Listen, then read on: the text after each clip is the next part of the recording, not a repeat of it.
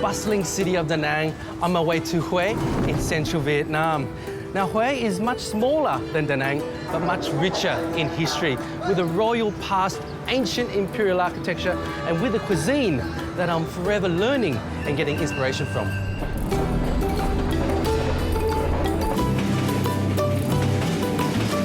Now, we've just entered the Hai Van Pass, and to me, this is the most spectacular vista of all of Vietnam. As it comes out of the tunnel, to my right here, you've got the beautiful verdant mountains, and to my left, the ocean, the stunning blue ocean.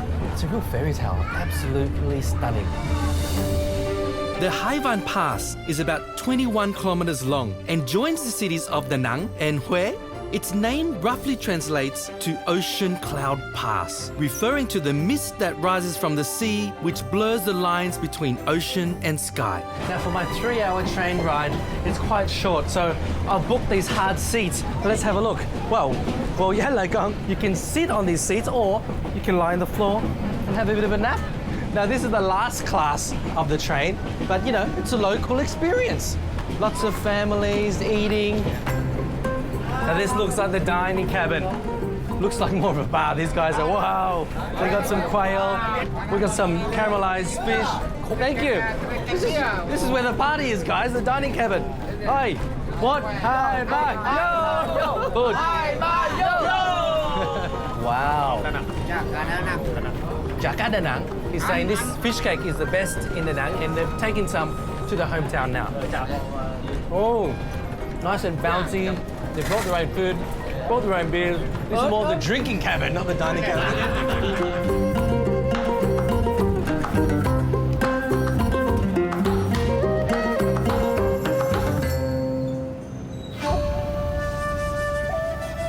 For 1,000 years, Vietnam was ruled by imperial dynasties, and for the Nguyen dynasty, Hue was their capital and the Forbidden Purple City was their home.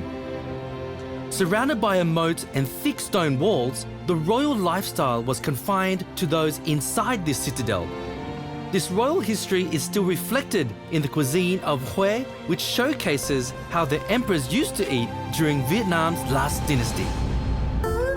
But Hue's cuisine also reflects the lives of the locals who lived outside the walls of this citadel. And I'm going to find out how they used to eat and how they lived hundreds of years ago. I've crossed over the Perfume River, which runs through the center of Hue, to visit a small village on Nguyen Island. Chào chú. Chào, khỏe không? Rất cần hả? Yeah, chào. Wow. Okay, guys, I'm at this awesome village. It's called Nguyen, and they specialize in this, the baby clam or the basket clam. Now, this village, it's right on the banks of the Perfume River. It's very, very poor. But this is their living, and they've been doing this for centuries. So whilst the royals are demanding all the imperial cuisine, this is where it's at. This is the dish. Okay, so we've finished washing it already, and we're going to cook them or boil them very, very quickly. Rồi. Jeez, it's heavy. And now it's cooked for 10 minutes. I'm going to put the gorgeous lid on there. Now we're going to fuel it by more wood.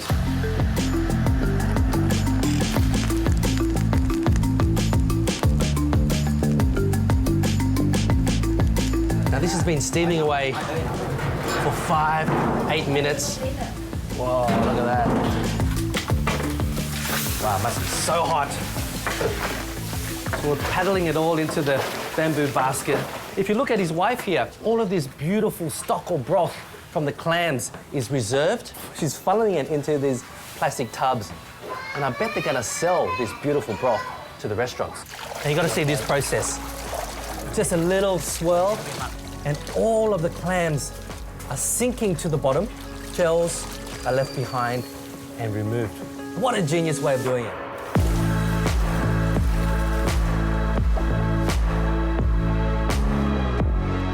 Now, Mr. Go is saying that the yield of the meat after all this is just 1 kilo. Now, this technique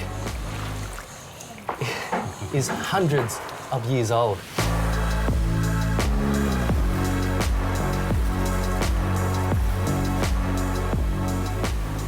Now, all of that work is for these results right here.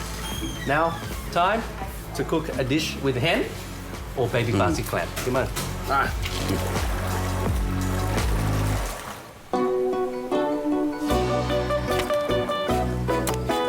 So, I've got lots of clams here. I'm going to make a dish that a lot of restaurants around here serve. It's called Minh hen or Bun hen, which is baby clams with rice, glass noodles, or vermicelli. This is the vermicelli. I've got some annatto oil. Again, that red, beautiful coloured oil goes in. Garlic goes in. Onions go in, just around a good handful of sliced white onions. Now, I'm going to put in some glass noodles. Now, these have been soaked just for 20 minutes or so. Now, being in Hue, we love to season with rook or mum rook, which is the shrimp paste. Just around a tablespoon of that goes in. Some sugar just to balance out that saltiness. A little bit of stock. Just that beautiful clam stock that we had, that goes in. And some gorgeous fresh Vietnamese mint. Just bundle all that up and use just a pair of scissors just to roughly cut that up. Stems and all. Some fried onions or fried shallots. Now is the hero, the clams. Now, folks, if you don't have baby clams, if you're not fortunate enough to be in Hue, then use any type of clam. You can use pippies, you can use any clam out there. A bit of soy sauce goes in as well. Turn that off. Noodles go on first. Oh, that's from the tree up top. That doesn't belong in the dish. All these tiny little things. To finish this dish, I have to get what these ladies have been working on all day. It's called elephant's ear stem. It's long stems. Their leaves are as big and wide as an elephant's ear, hence its name. Now, these ladies here, oh, thank you. Now, this is the stem. Now, they've just sliced it, you see that? And they've folded it in half, and they start shaving just like this. Wow, look how much here. I've got to be very careful, really sharp knife. Now, these ladies are pros at this. I'm going to take mine easy. All right, I might bring it over here. Now I've got the hang of it. Just over the top like that. Really fine strips of elephant's ear stem. It's just a little bit of a garnish and great texture. Now I've got some crispy, crunchy pork skin as well. They go, oh, and I don't want more leaves. My goodness, this leaves getting old. Okay, and some coriander on top. The trees and the leaves are garnishing my dish. These are my baby clams stir-fried with glass noodles. Minh, sao hen?